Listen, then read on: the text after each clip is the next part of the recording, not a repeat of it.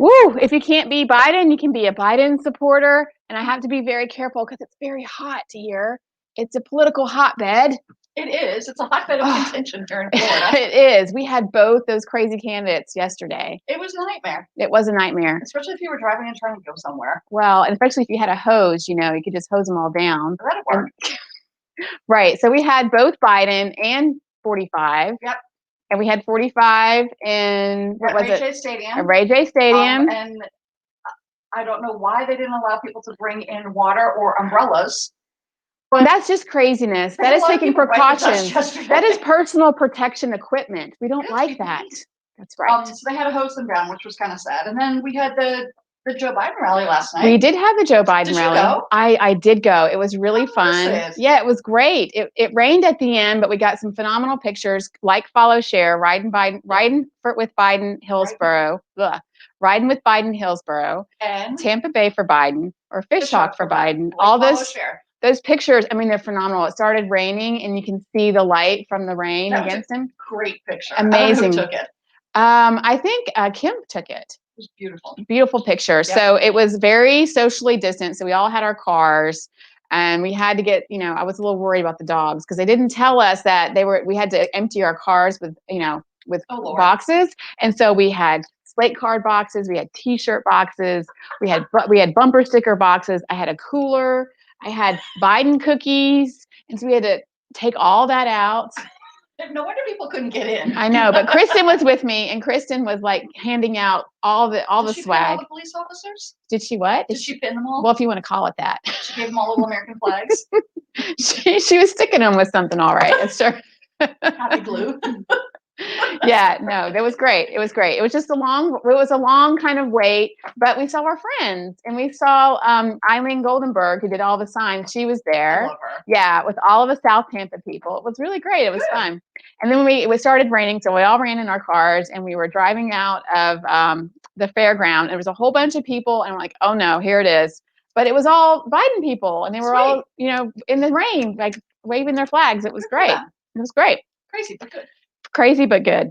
So we're just in the last final days. Can you believe it? Thank God.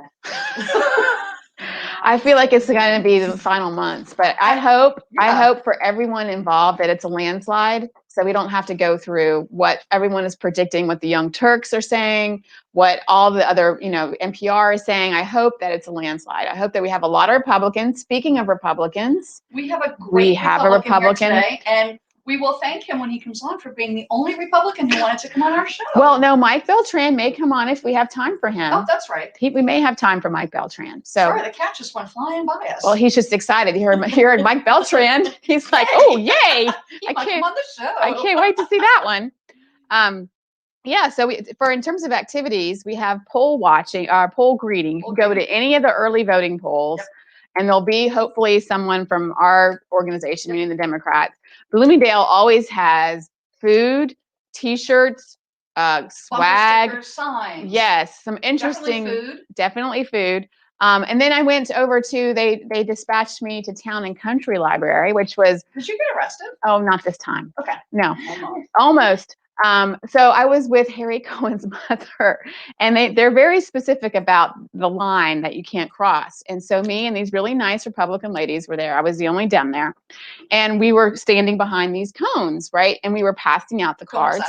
The cone of silence, yes. And Harry Cohen's mother was there, and she's like 72 years old. She looks phenomenal for 72 years old. I don't know what she's doing, but it's phenomenal. Anyway, so we were passing out cards, and this poll worker comes and just sits and watches us. I was like, ooh, I wonder what he's going to say, because we were all doing the same thing. He came over and he said, we can't be past the bushes. And so we're like, okay, we walked back behind the bushes, and then he said something else to us. And there was, it's Town and Country Library is like an L shape, and there's a huge generator there, and it was going, and we couldn't hear what he was saying. And he said something else to us, and we're like, what? We couldn't hear. And he says, I'm going to call the police. We're like, and Harry's mother was like, oh my God, this is so exciting. I hope I get arrested. And so she calls Harry. She's like, we might get arrested. He's like, no, Mom, no, that would not be good for my campaign. So they came, the cops came, and the Republican ladies were like, look, they're doing the same thing that we're doing. They're not doing anything wrong. And they said, okay, we just want to make sure you guys aren't, endangering yourselves or others. And she's like, but I really want to get arrested. It's on my bucket list. So maybe we'll have Harry on Monday. She got all my information. I have her cell number, but it was great. Well, maybe our next guest can help out with that. Oh, yeah. Maybe we can ask Mike about that. Hey, can I get arrested for going? Well, maybe he can just have her arrested, so her bucket list will be complete. Yes, maybe we should just drive over there and say, you know what, Just have to ask Iris, we realized you wanted to do this, so here you go. Who is Harry? Harry Cohen. Oh. He is running for, I think, District 1, I think. I don't know, where's my slate card? Pat can tell us when she's on here, but he's running for Hillsborough County Commissioner on the Dem side. Anyway, having said that, what else do we have going on? Oh, we have a big, sorry, Sheila, go ahead. That's okay. Sign waving again, corner Bloomingdale and Bell Shoals. We have our last caravan, which makes me really sad. And it's going to be at the new Publix on US Highway 301, and the address is 11460 US Highway. That is very good. I would remember that. Is it on the paper? It's on the paper. Oh, well, that's why you remember it. Yeah, but that's the only reason why. Yeah, so it's the new Publix, and we really like it there. It's right. Really nice. If you're location oriented or landmark oriented, rather, it's the new high school, Sumner High School. It's just on that road, so it's right there, 301. Bomb. Or Summerfield Crossing. I don't know. I don't know. It's down.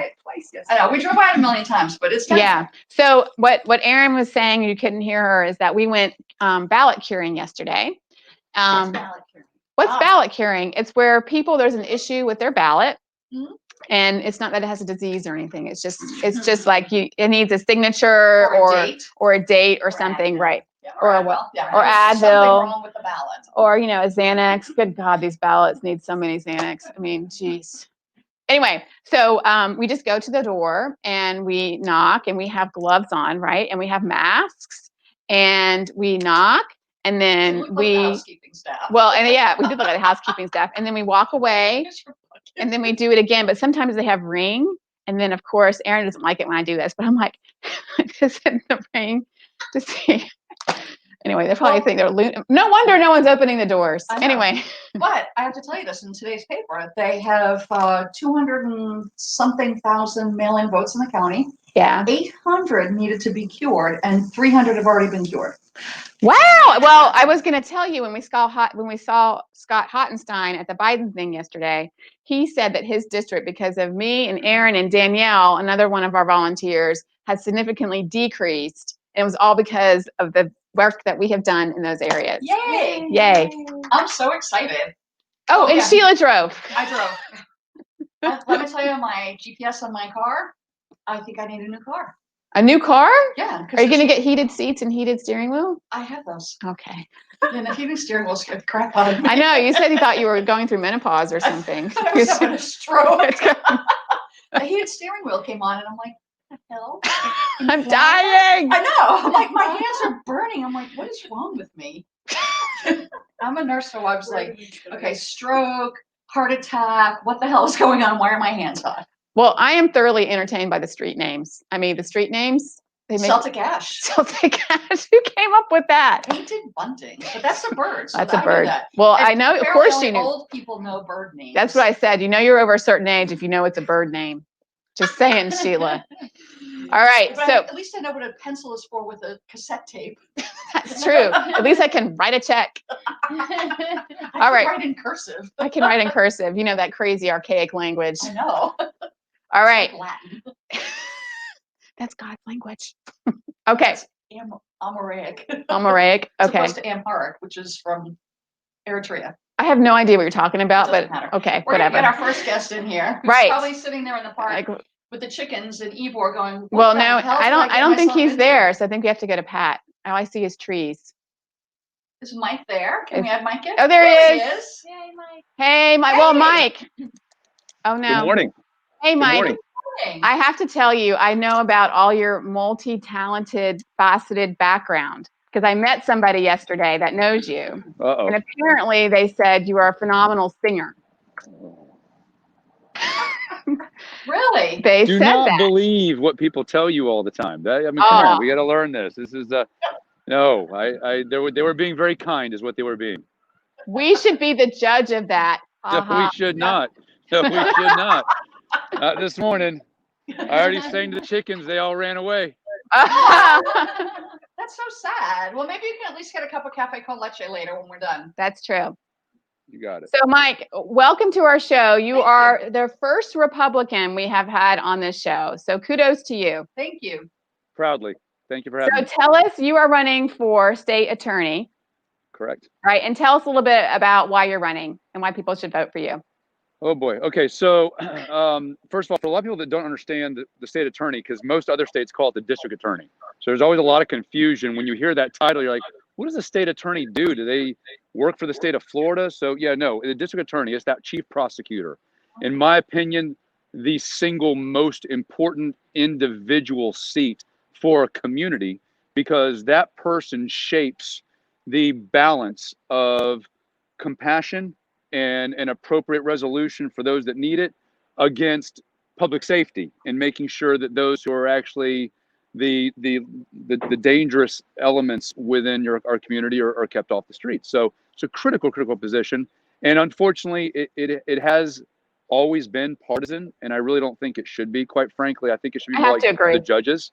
I mean, you have the U.S. Constitution, the state constitution, and the laws of the state of Florida, and politics and what legislators do really shouldn't enter the question, but tragically it has. And so my background, I'm third generation Tampa. This is my home. I've lived just about everywhere in Tampa, except the fancy parts. I was born in a duplex in University area off of 22nd. I've lived in the French Quarter apartments, the Cortez apartments, the townhomes behind Whaley's on Del Mabry, Ruskin. I currently live in Town and Country. So the beauty of moving 14 times as a kid is that you see lots of Tampa, and you get to appreciate how diverse and how broad the community is. I went to Jesuit high school. I was an only child. My parents worked literally 2 jobs and went into great debt just to send me to Jesuit high school, because they believed that was important to them.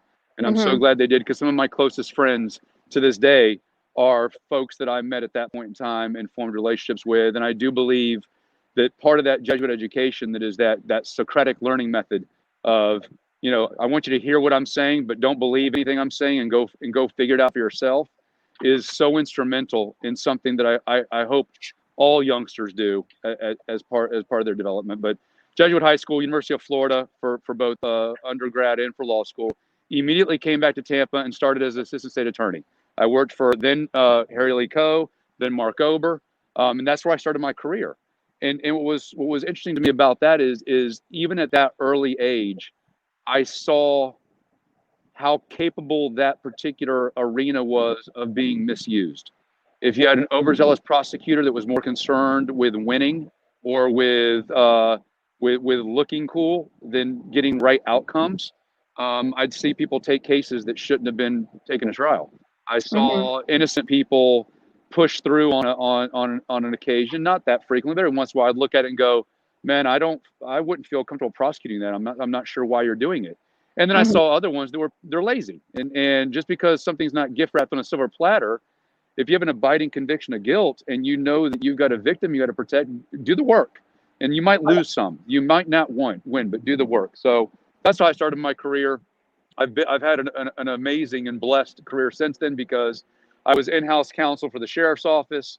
I was able to start my own law firm with friends from Jesuit high school, and the law firm is wildly successful now. My heart took me in a different direction, but I had a chance to then be a commander at the sheriff's office. I actually ran the jails in Hillsborough County. I was a major and a colonel for almost 8 years. Oh, that might come in handy. That might come in handy.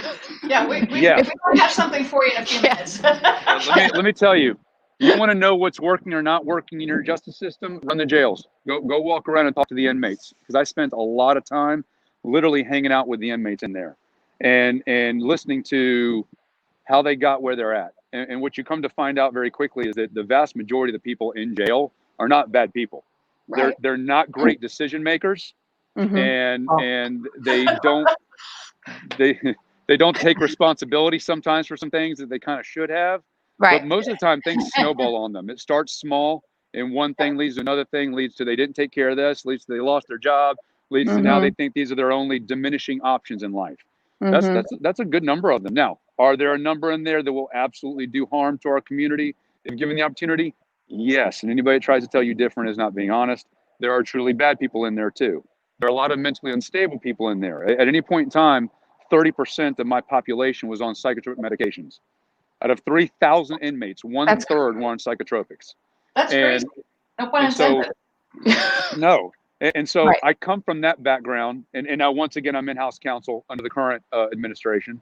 I'm the only person in this county that's worked for 3 different sheriffs inside the inner circle and have seen the good, the bad, and the ugly of our leaders. I'm the only person in this county that's now worked for 3 state attorneys and 3 sheriffs in that regard. So I was sitting back in the last couple of years and being approached by so many people from all over the equation, defense attorneys, assistant attorneys that work there right now, judges, victims, law enforcement, folks from the community, all coming forward and saying, will you please run? Will you please run? And all for different reasons, but there were some common threads there.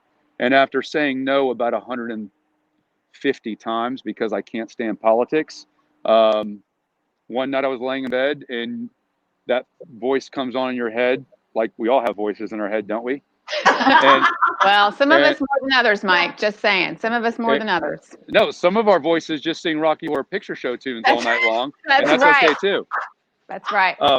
Interesting aside, I think I was the only 10-year-old that before the age of 10 could do the time warp and knew every word to transsexual transvestite. I mean, that was just, right. Well, you know what? or sweet transvestite song. Yeah. For that. Yes, we'll have a Rocky Horror Picture Show version. I grew up listening to that album. My parents used to go to the late night showings with all the dress up, and we had the old album with all the artwork and everything. I mean, and that album played over. Do you still have that album? And it's still in the family. Yes, it is. Oh, so we're hanging on to that. Anyways, I digress. So, Mike, I have a quick question for you. Yeah. I came from Fairfax County in Virginia, which is about the same size as Hillsborough. And one of the things that they had, which I thought was a little odd down here that we had up there, was the county jail has the staff who run the medical clinic are county employees, but down here they're not. They're contracted out. And I was wondering, what was the what's the benefit for that? Because as somebody who worked for the county where I used to do jail visits, I didn't really see a benefit where there was not a lot of continuity. So that's been a challenge. That's a great question. And that means you're in the weeds on some things. And I'm going to try not to keep it there for too long because there's a lot of layers to it. But in my time with the sheriff's office, we've been through at least 4 different vendors trying to find one that we could really develop a partnership with, because that's so important. Providing medical care for your inmates in a large jail system is the single most expensive single piece of the puzzle. Our jail, I think it is generally just medical care in general is ridiculously expensive. But I mean, even when we try to curtail it, you got to understand. Think about running St. Joseph's or TGH Hospital, except all of your patients are not necessarily cooperative, right? They don't tell you the truth. Have you been doing drugs? No. Are you sure you didn't eat all that meth before you came in here? No. Are you sure you've been taking the rest of your meds out there? Yes. No, you haven't. And so our jail medical contract, as I haven't seen it this most recent year, but it was like $23.5 million to provide medical care. And I assure you that in my years as command over there, we very heavily considered just taking it on at, under our own umbrella and crunching the numbers and Oops, we lost Mike. We lost Mike. Oh, there he is. employees will we need? Am I still there? Yeah, you're here. Okay. Get back. How many employees will we need? What would that cost? And the problem is, because of all of the state fringe benefits, retirement system, the healthcare costs and everything else that come out with it, it would have cost our local taxpayers more money to try to provide those medical services under our own employee umbrella than just allowing a contractor that we felt like we could trust to come in and do it. And the trust was the important thing, because we didn't always have great relationships and outcomes with previous vendors. I feel pretty confident the one we've got in there right now really does try. Nobody's perfect, but really does try to ensure that they are administering healthcare in a way that we're comfortable with and can believe in that jail.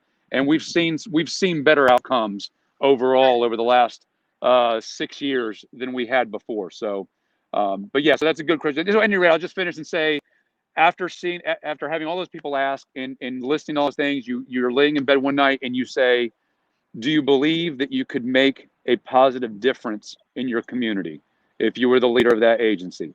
And if the answer in your mind is yes, then don't be a coward. And what are you waiting for? You know, You can start a show like us. Yeah, you can start you can come on with us every week. Every week. Yeah, say something, stand for something, or you believe in nothing and you're not trying. So I'd rather have tried and come up short than have sat back and said, nah, I don't feel like going through that great journey and struggle, because it has been a journey, that's for sure. So that's how I'm here. Right. Well, Mike, it's been a pleasure having you on the show. We look forward to having you again, because we're going to continue this after the election, just for community outreach, community happenings, local legislation, school board issues, that sort of thing. So we'd love to have you in the future. And we'll have a Rocky Horror Picture Show episode. Absolutely. We have to. Sounds good. I appreciate the time, and everybody just be open-minded. It's funny, the things that are going right in that agency, that are going right there, they really started with a lot of other people's hard work. Andrew takes credit for a lot of that stuff, but it was really on the sweat equity of people who came along before him. We've got to protect those programs. We got to make sure that we're doing all that well, but we need to be a little bit more honest with our public. And there's a problem with that there. And we need to do a better job of keeping dangerous people where they belong, because right now, between the rapes and the murders and the shootings, I'm not cool with that. This is my home. It's your home. And I'm hopeful to get in there and try and address some of those issues. Thank you all very much. Give them the care they need. So thank you very much. Look forward to speaking Appreciate with you again. Thanks. Thank you. Wow, that was great. First Republican. Oh my gosh. We didn't make him cry. We didn't make him cry. And he's very nice. He's very nice. And he likes Rocky Horror. And he rocks Rocky Horror. And speaking of a great Republican and powerful women, which we can say we are, look who we have here. We have our little doll, our RBG, our Ruth doll. And we have another influential, powerful woman that we're so excited to have on our show. We love her. We do love her. She's been around Hillsborough County for a while, and here she is. Hey, Pat. Hi, Pat. Hey, how are y'all doing? I love watching. You guys it's great. And I like your set. It's really good. Oh, it's my porch. Oh, that's great. An RBG doll, everything. You're just totally equipped.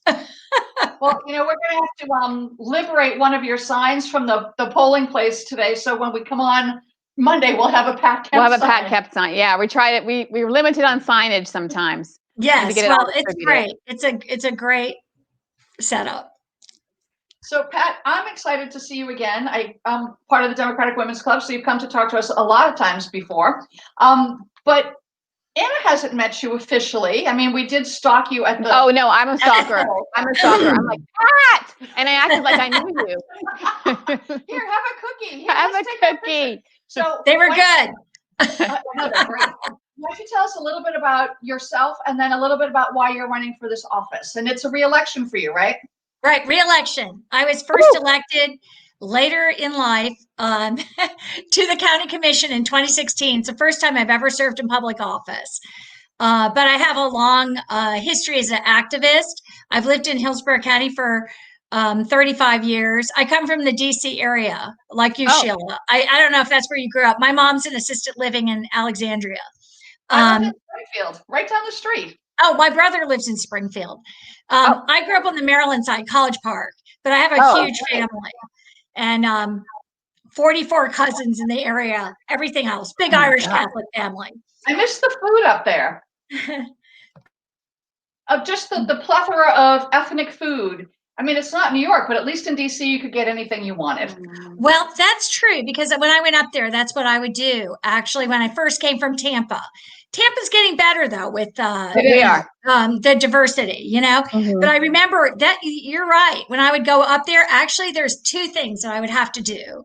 And that would be go get some different, whatever, Pakistani, Indian, Middle Eastern, Afghan, all of that. And I would go to the bookstore there that I went to since I was young, like, I used to actually sneak downtown on a bus to go to the bookstore. And You rebel.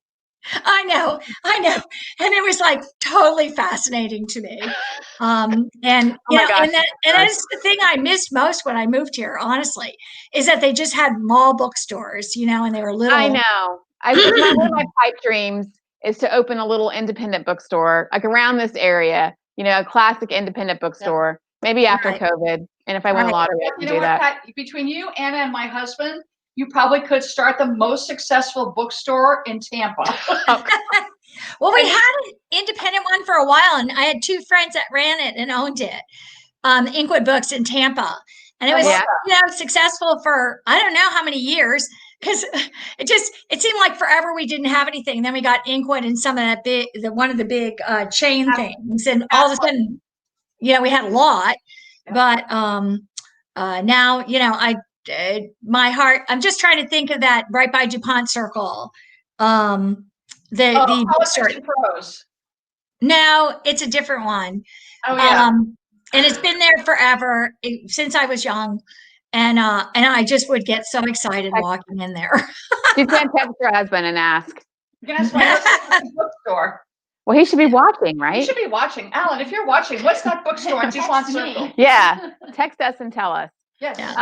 So Pat, tell us a little bit about your campaign and what you're standing for, why you hope to be reelected.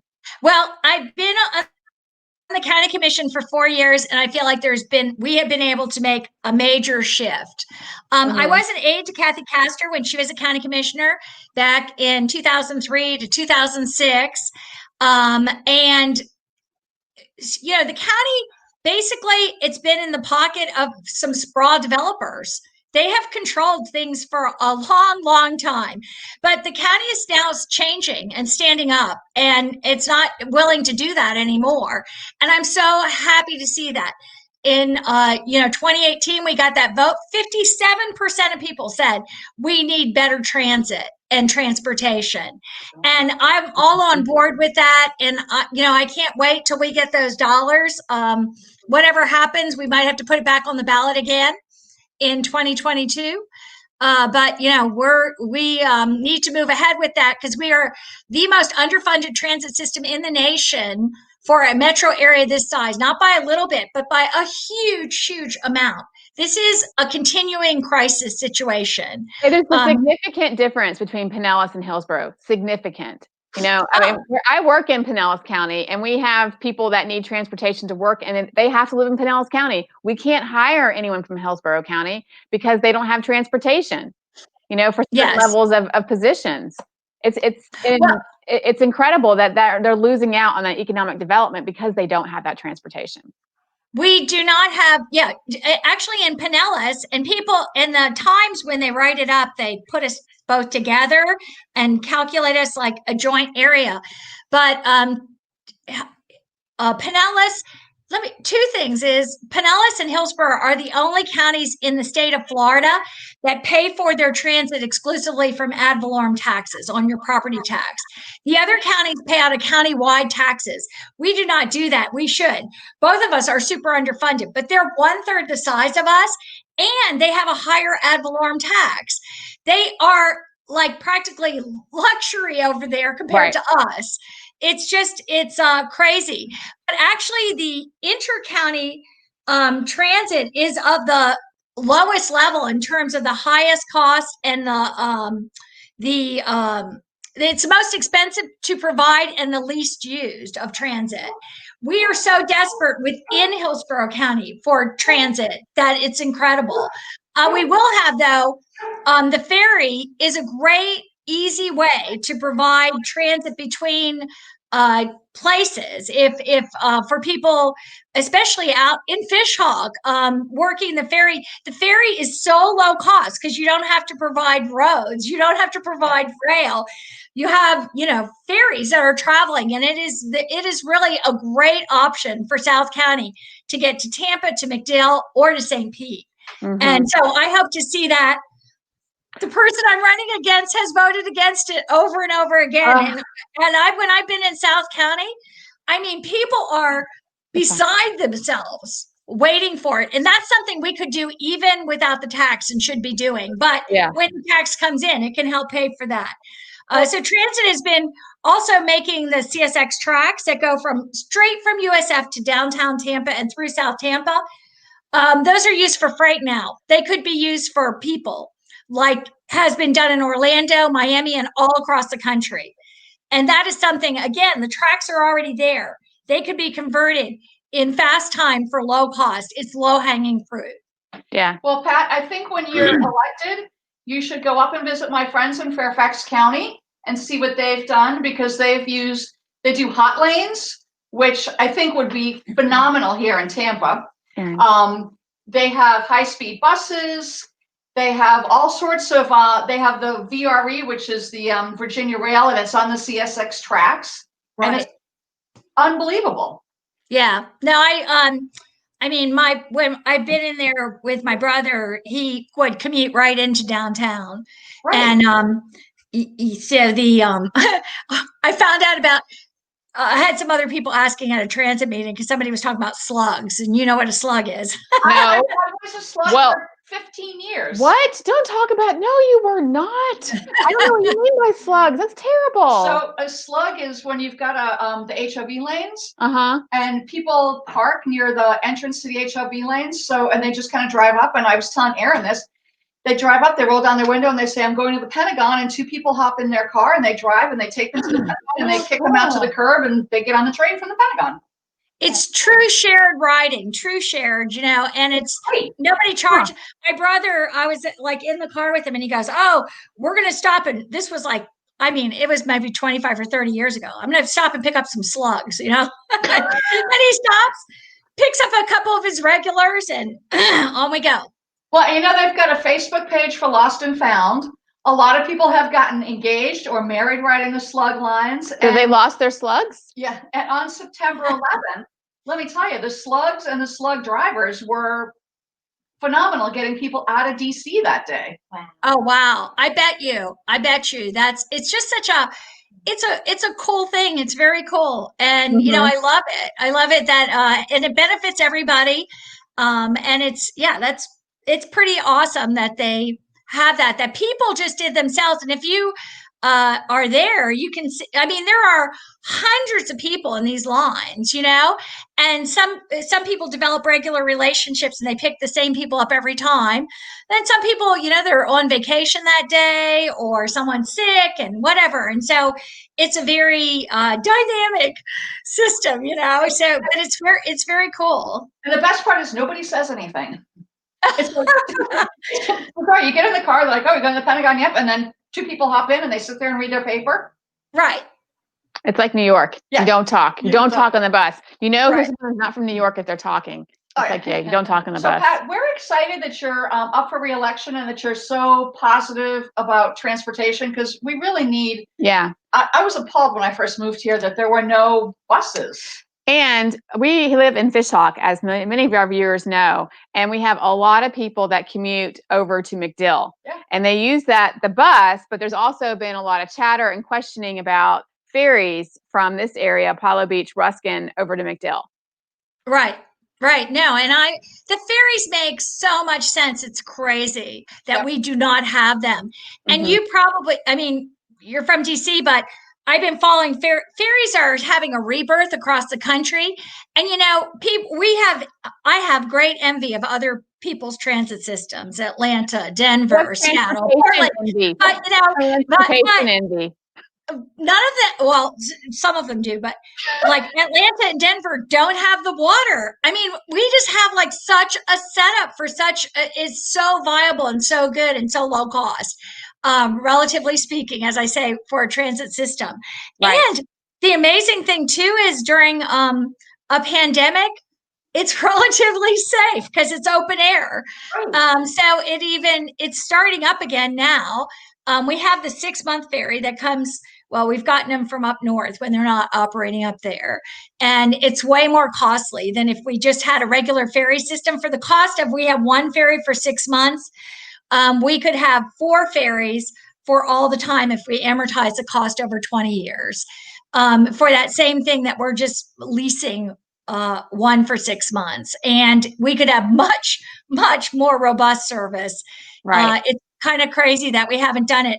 And just recently, we also traditionally had ferry service here, just like people traditionally had bus and streetcars and all that. There was a robust ferry system serving Tampa Bay all over that disappeared, when they built the roads out and the bridges and all that. That's gone. But in New York, they're bringing back ferries. And I think they've had something like 29 ferries, and they started doing 150 seaters. And it was so wildly popular that they stopped and they started ordering 350 seaters. Wow. And, the ferries are just, from all I understand, are just massively successful. I've been to New York. I, was going to take the bus or the subway someplace, and I just saw the ferry, could see where it was leaving from, and walked, to there and took it. And it was way faster and way nicer than right. a lot of other possibilities. So Right.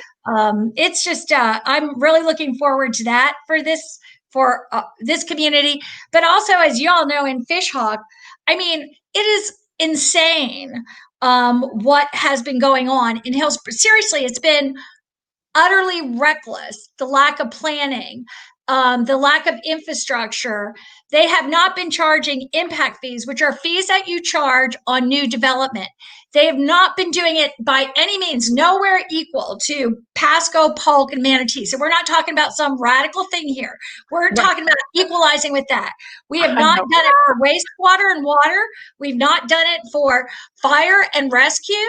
We've not done it for our schools. We haven't done it for our roads and transportation. I mean, I've calculated that in the last 10 years, as my opponent has said on the county commission, we've lost in that small time, and she was partially responsible for her bringing a motion forward to drop one of the fees we had. It's called the AGRF, for water and wastewater capacity. But we've lost more than $1 billion of what we should have had in infrastructure that we can't make up. That, we don't have those fire stations. We don't have those parks. We don't have those roads. We don't have, the water and wastewater built. It is just, it's shameful what hasn't happened. And that needs to stop and change. It's a big ship to turn around, because even when we stop it and change it, we still have all this lost infrastructure that is just going to be, it's the costs are shifted onto everybody, to pay for that. And they pay for it either by paying for the infrastructure or not getting the infrastructure, and Right. having total gridlock and no fire service and no schools that are crowded. I mean, it makes me want to cry practically, Right. what's been done and what keeps being done. Right. Well, Pat, we're going to put up your website or your campaign page and ask people to vote for you. Well, you already have most of our vote here. Yes. I mean, everyone in this, Early, we so- voted early, so you have Okay. our vote. But we posted your information here. Thank you so much for coming on, Commissioner. Thank you, and we look forward. Thank you for having me. We want to come and interview you in your office after you're That's right. sworn in again. Right. Great. We're going to continue this, Pat. We're going to continue this so people are understanding what's going on, make it a little bit more personal, make it a little bit more user-friendly. If people think that we're user-friendly, we think we're user-friendly. But so Yeah, people you are. understand and approachable, because, what's going to change everything is really, I believe, the white suburban women are going to step up and say enough. Yes. And I think we need to embrace our power and enact change. Yes. That's awesome. And you all are doing the lifting. So thank you all so much for doing it.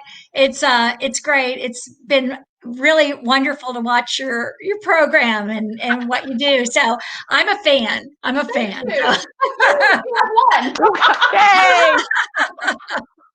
Thanks so much. Thank you, Pat. Thank you. Bye. All right. She's terrific. It makes me want to go ride a boat. I know, want to boat. We should do a live Cup of Joe from the ferry. We should do it in an oar.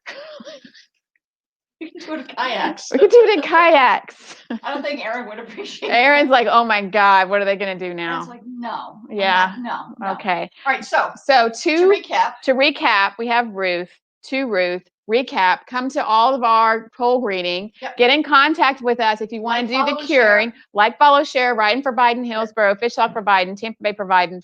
What we'll need for the next couple weeks is people to come to the polls to help with greeting. We'll also need curing. Curing can happen after the election. Yes, up to 10 days. Mm-hmm. Yep. So it's November. No, I think it can happen. Yeah. Oh, Erin swears. Oh, You no. heard it here. Oh She my swore. God, she swore? She did. She said it's That November girl 5th. from Minnesota swore? Oh my God. Okay. So She's not a cheddarhead though, so that's cool. she's not a cheddarhead. Okay. Anyway, so you can cure up until November 5th, and those votes count. Yes. In Florida, remember, people, 537. It makes a difference. Yes, that's how Join many us. people we lost To Gore. Gore. Yep. All right, so like, follow, and share. Riding with Biden, Hillsborough. Fishhawk for Biden. Tampa Bay for Biden. We also have an email, cupofjoefh@gmail.com. Do you have any guest ideas for the next couple of months? So we're going to have a very, very special guest. Erin, can we say who it is? We're going to have Rachel Vindman on Monday, and we're also going to have Eves from either the Lincoln Project or Republican Voters for Biden. I'm not really sure which one that is, but his icon says Lincoln Group, or the Lincoln, right? Yep. Lincoln Project, and then he's Republican Voters for Biden. Yep. So we're going to have another Republican, and guess what? We're out of time for Mike Beltran. Sorry, Mike. Sorry, Mike. Maybe next time. Sorry. Oh, who is Rachel Vindman? Oh, Colonel Vindman. Do you remember when they were doing the impeachment trial? Which one? Yeah. They seemed like it was going on It forever. was a year ago, wasn't it? I don't know. And apparently her husband, who I just watched with awe, knowing people in the military, and we've got a lot of military spouses out here, husbands never say diddly squat politically. Well, they can't. They can't. They can't. They don't want to. They just have to do what they need to do. And he felt that it was his duty to the country to tell what he heard in the Ukraine. And for that, he was ridiculed by the president. He was denied promotions. And in fact, other people who were up for a promotion were denied because his name was on the same list. So he did what a good, he did the honest right thing. Man would do, and he retired, which makes me very sad because we lost all that institutional knowledge. So we're going to get her perspective, As a military spouse, as to what's going on, and more importantly, why it's important to vote for these people who believe in our American values and believe in truth. Believe in our country. Mm-hmm. Right, Obi? Opposed to themselves. Obi says yes. Obi and Mr. Kitty Cat today. That's right. So again, like, follow, share, and to Ruth. To Ruth. Thanks, everyone. See us on Monday.